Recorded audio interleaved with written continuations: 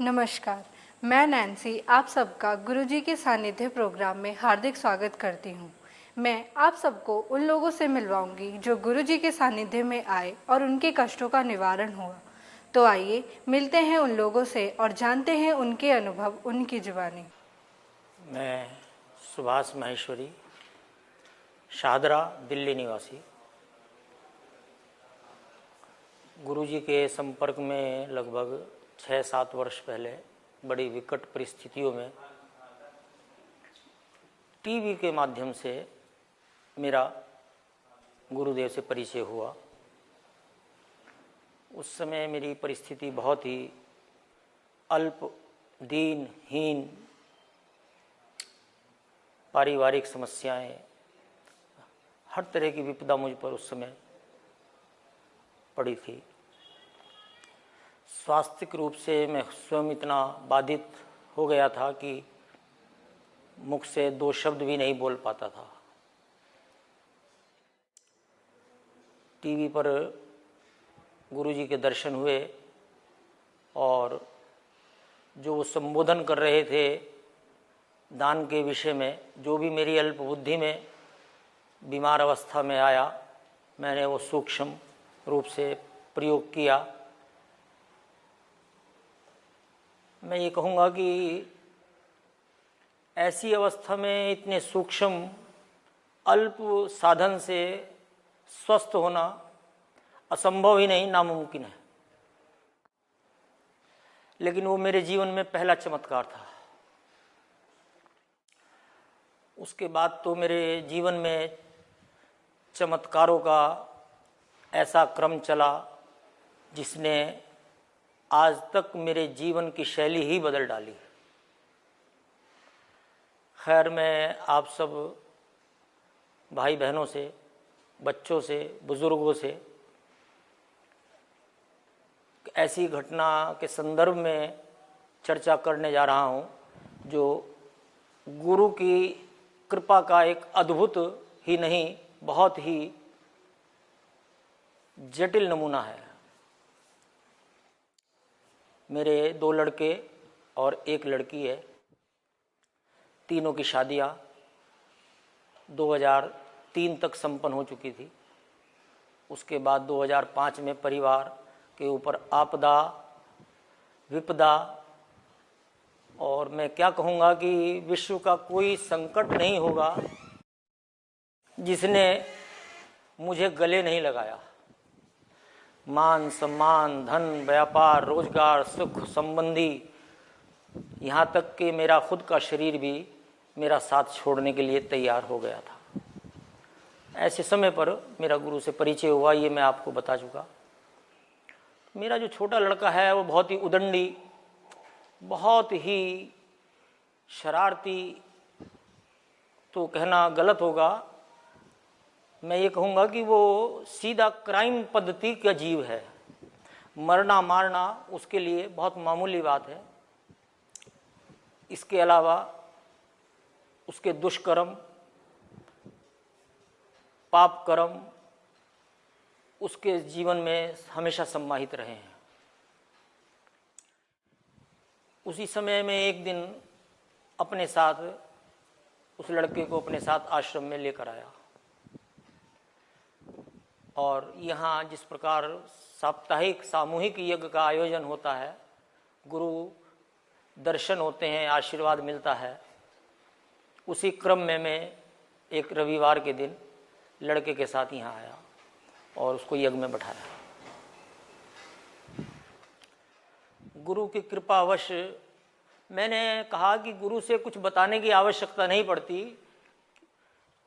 गुरु तो स्वयं ही वो सब दे देते हैं जो उसकी आवश्यकता है, जो उसका दुख है वो अपने आप गुरु के समक्ष प्रस्तुत हो जाता है, यदि भाव जुड़ा है। यदि भाव नहीं है तो फिर तुम्हारी जय जय करनी, गुरु की नारे लगाने और चापलूसियाँ करनी, ये सब निर्थक है। इनसे गुरु नहीं मिलते। गुरु क्या, पर ब्रह्म है वो, पर ब्रह्म ईश्वर नहीं मिलता खाली गीत गाने से, यदि भाव नहीं है तो। ये अनुभव मैं अपना बता रहा हूँ कि मुझे कुछ बताने की आवश्यकता नहीं पड़ी, मात्र दृष्टिपात से ही उसके पापों का शमन प्रारंभ हो गया। और 3-4 दिन बाद नवरात्रि के पर्व प्रारंभ होने जा रहे थे। जिस जीव ने जीवन में मंदिर ना गया हो, प्रभु के चरणों में कोई स्तुति नहीं की हो, व्रत रखना तो बहुत दूर की बात है, कभी कोई सत्कर्म ईश्वर का धन्यवाद भी नहीं किया हो, ऐसे जीव को, पापी जीव को इस घाट पर लाकर कैसे उसके मैल धुले, कैसे उसके पाप धुले, ये मैं जानता हूँ। घर जाते ही कहने लगा, मैं नवरात्रों के निराहार 9 दिन के व्रत रखूंगा केवल लौंग के जोड़े से। परिवार सुन के सन्न रह गया कि ये दूध गाय तो देती है, लेकिन ये सांड दूध कब से देने लगा। मैं मन ही मन मुस्कुरा रहा था, गुरु को नमन कर रहा था कि हमारे घाट पर सांड ही दूध देते हैं, गाय तो हर जगह दूध देती है।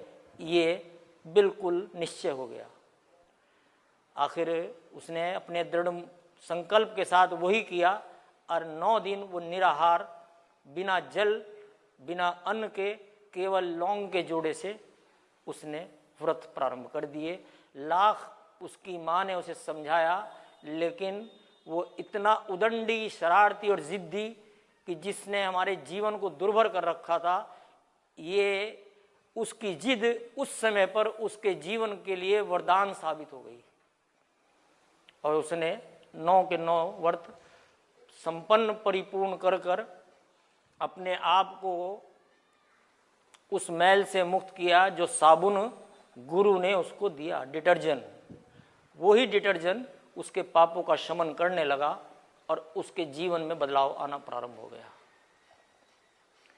इसी घटना के संदर्भ में जब उसकी शरारतें, उसकी मेजोरिटी, उसकी गलत तत्वों के साथ संबंध धीरे धीरे कम होने लगे, लेकिन वो उनका साथ छोड़ने के लिए राजी नहीं था और जो कुछ भी कमाता वो शाम को लुटा देता शराब में और उन लड़कों के साथ में घूमना फिरना। इस तरह की गलत हरकतों से हम फिर भी परेशान थे। ऐसी घटना घटी जो अपने आप में अविस्मरणीय है। मैंने उसे कहा, ये घर छोड़ दे, ये मोहल्ला छोड़ दे और कहीं और काम कर ले, ताकि ना ये मेजॉरिटी मिलेगी और ना इन लोगों के संग बैठकर तू अपना सारा दिन कमाया हुआ धन उड़ाएगा, घर में काम आएगा वो पैसा और तेरी आदत में सुधार आएगा। लेकिन वो नहीं माना।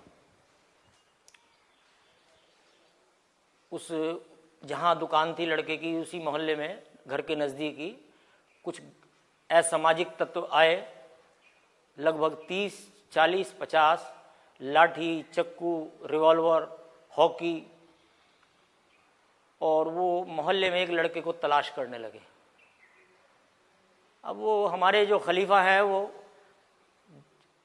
उम्र में तो छोटे हैं, लेकिन देह में विशालकाय और बड़े बलिष्ठ ताकतवर हैं। बड़े बड़े, मैं हैरान रह गया सुनकर कि जो उस एरिए के लोनी क्षेत्र के भी नंबरी तड़ी पार मुजरिम है, वो भी साहब को सलूट मारते थे। कहो भाई क्या हाल है छोटू उस्ताद। मैं हैरान रह गया कि इसके संपर्क इतने दूर दूर तक हैं गलत लोगों से, तत्वों से। तो बड़े लड़के ने कहा कि तू घर जा, मैं बंद करके आ रहा हूँ दुकान, यहाँ कुछ पंगा होने वाला है, कहीं तू बीच में इन्वॉल्व हो जाएगा। तो लड़का ये कह के उसे घर भगाया। तो वो घूम के बजाय इधर से जाने के पीछे से पार्क की तरफ से घर जाने के लगा ताकि उनका सामना ना हो।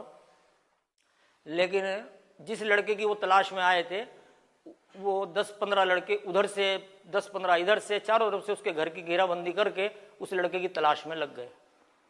अब हर आदमी, लड़का तो परिस्थिति था नहीं और शाम का समय था, अंधेरा हो रहा था, तो किसी ने सोचा कि ये लड़का तो शायद उसी का साथी है जिसको हम ढूंढ रहे हैं।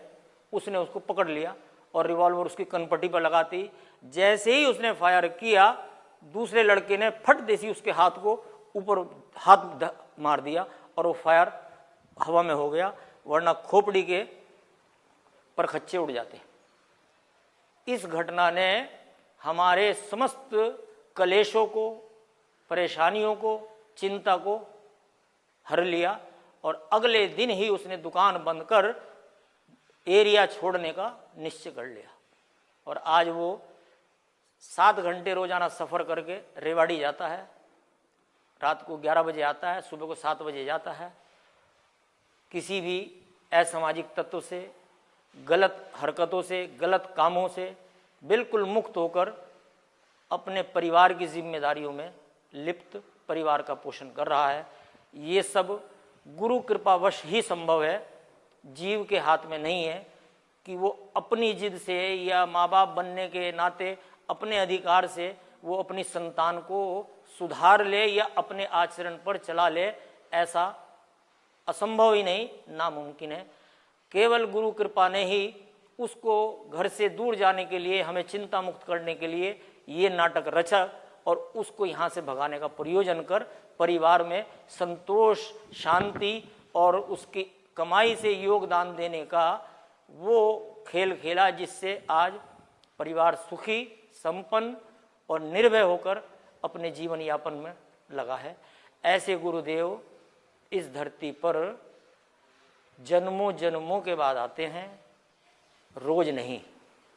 और हम बहुत ही भाग्यशाली हैं कि ऐसे समय पर हमारा जन्म इस पृथ्वी पर हुआ है कि जब हमें सशरीर प्रभु के दर्शन हो रहे हैं। आवश्यकता है पहचानने की और उसको पाने की, लगन की, भाव और भक्ति की। ये कृपा भी गुरु की कृपा से ही संभव है कि तुम इस दर तक आ सको, और आकर खाली जाए ये गुरु को गवारा नहीं है। यही उसकी मर्यादा है। गुरु देना जानता है, लेना उसका स्वभाव नहीं है। ये हमारा साहित्य, फिजिक्स, साइंस भी इस बात को मानता है कि सूर्य की द्वारा दी हुई गुरु आकर्षण शक्ति जितनी गुरु को प्राप्त होती है इवेंट में, उससे 3 गुना कर कर जुपिटर गुरु ग्रह सूर्य को वो ऊर्जा लौटा देता है, अपितु अपने से तिगनी कर कर, क्योंकि गुरु ही केवल एक ऐसा ग्रह है जो इस ब्रह्मांड में स्वतः अपनी ऊर्जा से संचालित ही नहीं होता, समस्त ब्रह्मांड का पोषण भी करता है। ऐसे गुरुदेव को कोटि कोटि